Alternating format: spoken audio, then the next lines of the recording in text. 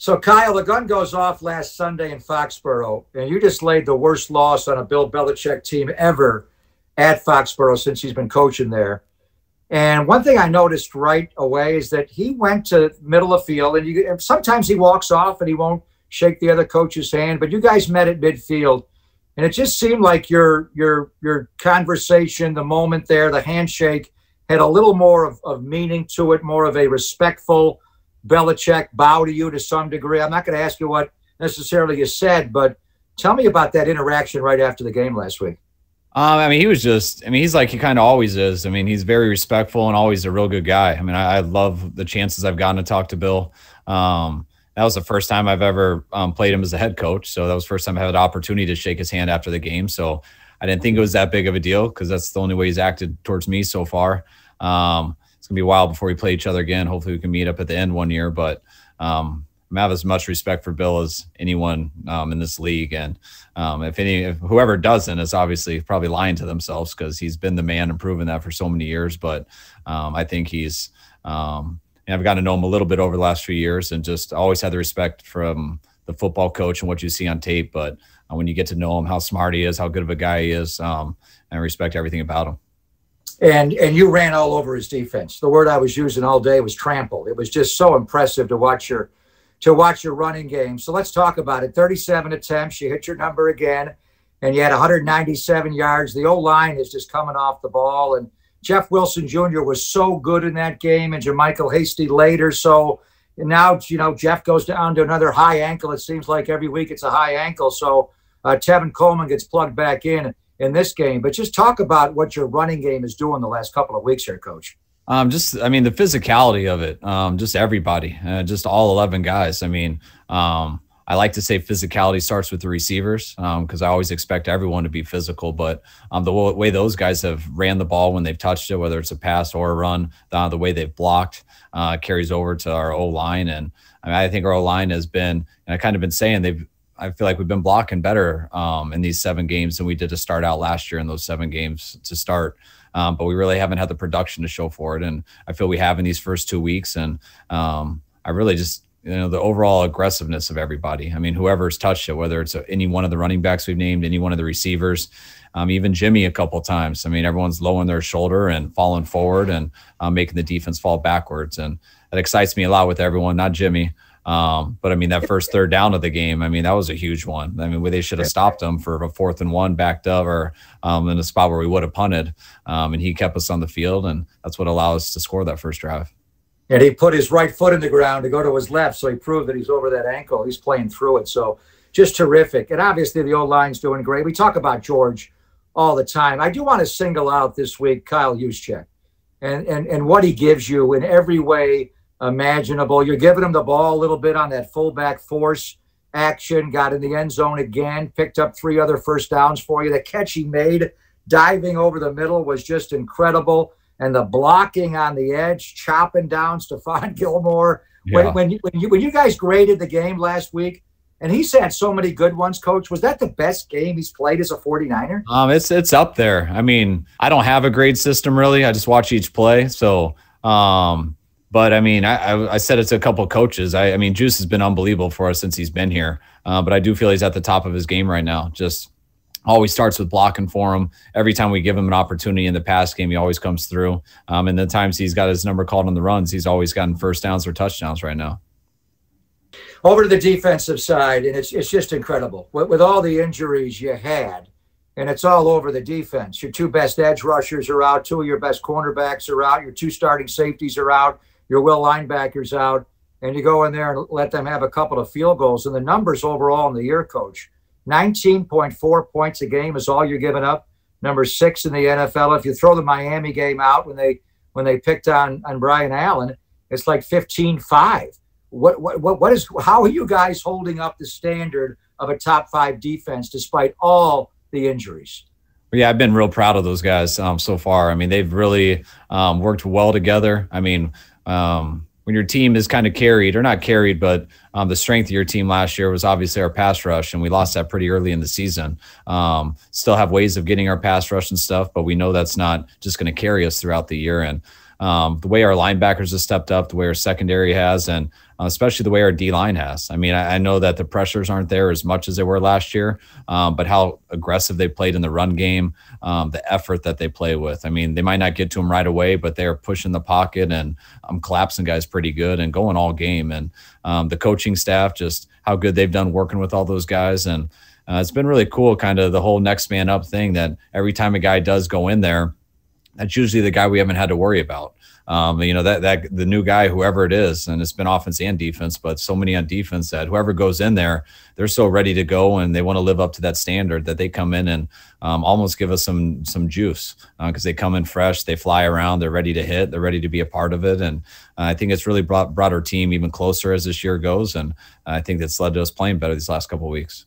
And you had injuries at every level of your defense, and now you have it in the deep, deep secondary when you find out, you know, Tart's out, Jimmy Ward's out, and you go to the, what do you call them, these two young guys, the Goon Squad? And the Goon Squad.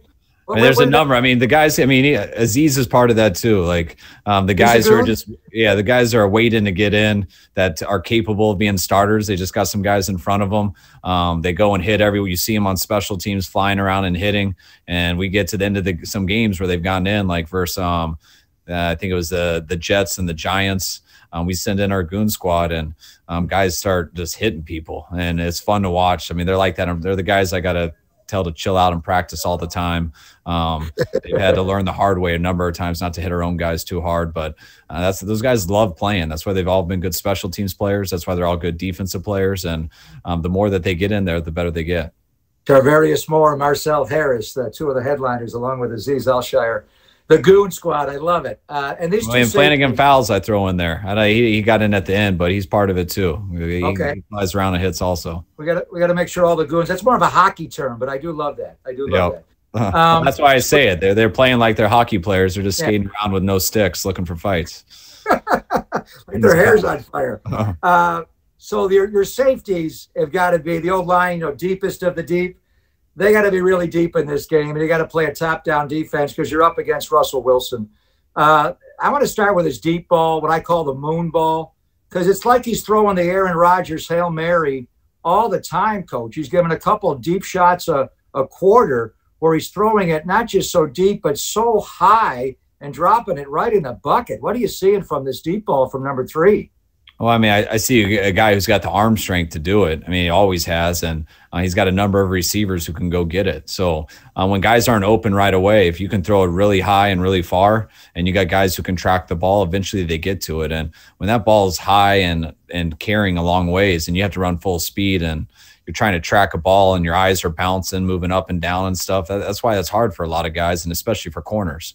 So when you got receivers who can go and get it, speed and size, and who can track it, it puts a lot of pressure on corners because whether you're on them or not, it's really hard to get down there and track that ball. And their guys have been doing an unbelievable job of it.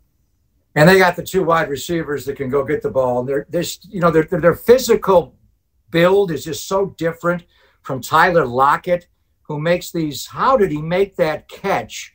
And then you got DK Metcalf, who just goes up and beats the ball away from you. But talk about the challenge, and obviously having K'Wan Williams back in this game will help you try to slow down Lockett in the slot. Well, yeah, Lockett's done it for so long. I mean, just him coming out of college. I mean, Lockett's a freak athletically. I mean, that's why he's been such a good punt returner. He's been so fast all over the field. He's a guy who can get in and out of his cuts. So he's always been a tough guy to cover. And just the more that you watch him play, I mean, the guy is a very smart football player. The savvy that he plays with, very similar to Doug Baldwin was in that way. I mean, he understands the game, knows how to get open, and then you add his athletic abilities. So you got the full package. And then when you look at DK, I mean, as a rookie last year, he was unbelievable. He's only better this year. I mean, DK is just different than everyone. I mean, not everyone. I mean, the guy he reminds me of is Julio. I mean, the way he runs, the way his body is, the way he lowers his head and comes off the ball, his stride, his arm pump, his physicality. I mean, Julio is the top of everybody to me. And just to be able to be mentioned with him shows you the type of freak he is. And, he's not there yet. I mean, Julio's been doing it for a while, but there's not many guys who you can put in that category who have that physical type of gift that he has, and who also, just watching him play, he's picked up that mentality. I mean, he's playing tough. He goes hard every play. He blocks. He he comes off the ball and never takes a play off, and reminds me a lot of Julio.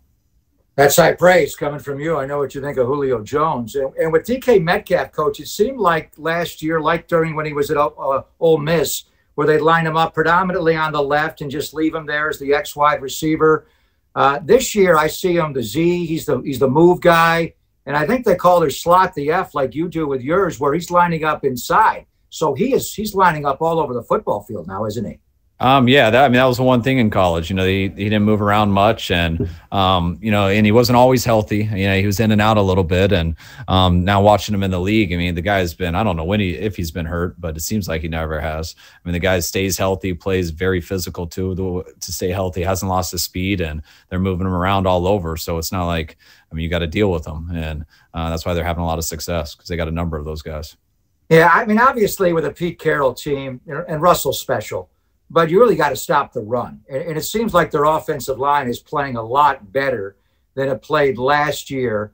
And Carlos Hyde looks like he's going to be the guy this week that you're going to have to deal with. So talk about the challenge there, because you obviously know this guy from when you coached him here. Yeah, Carlos is a real good player. I love the year that we had with Carlos. Ran the ball for us. I think he was all 16 games. I don't think he missed one.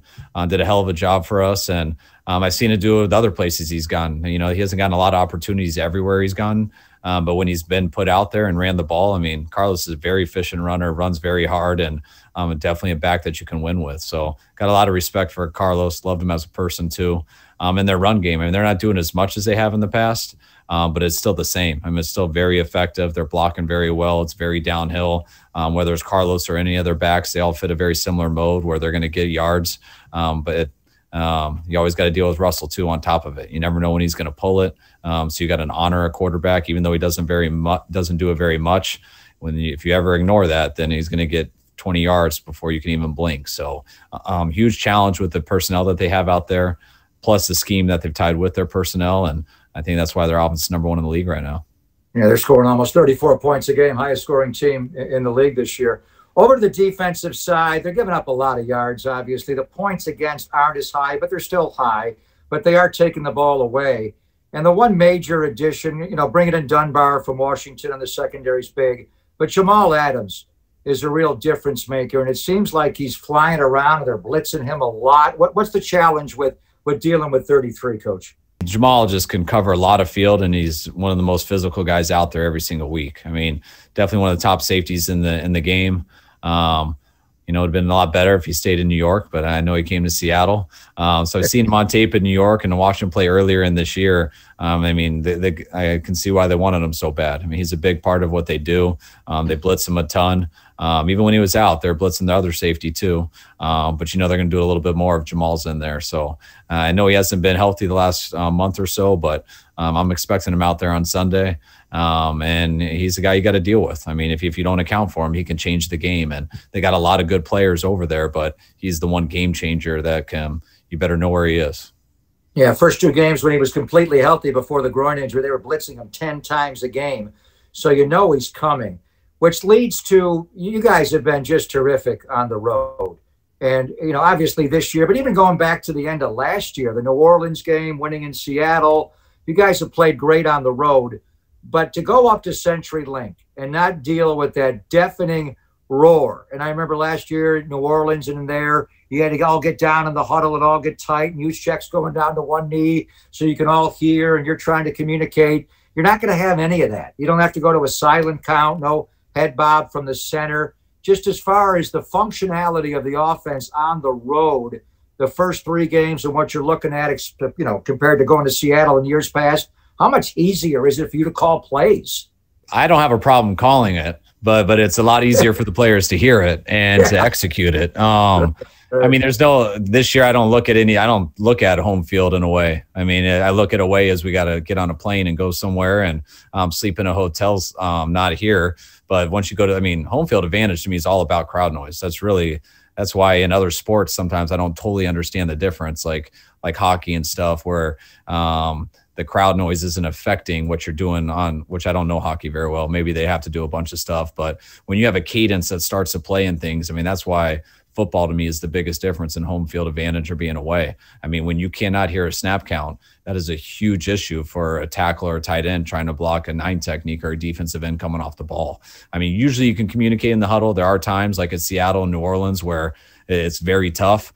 But when your O-line can't hear when that ball snap and the defense can see it, that's a big change. And that's why you look at football, and that's why people have always tend to be better at home. But this year that's out the window. And I wish it was that way every year when we go to Seattle.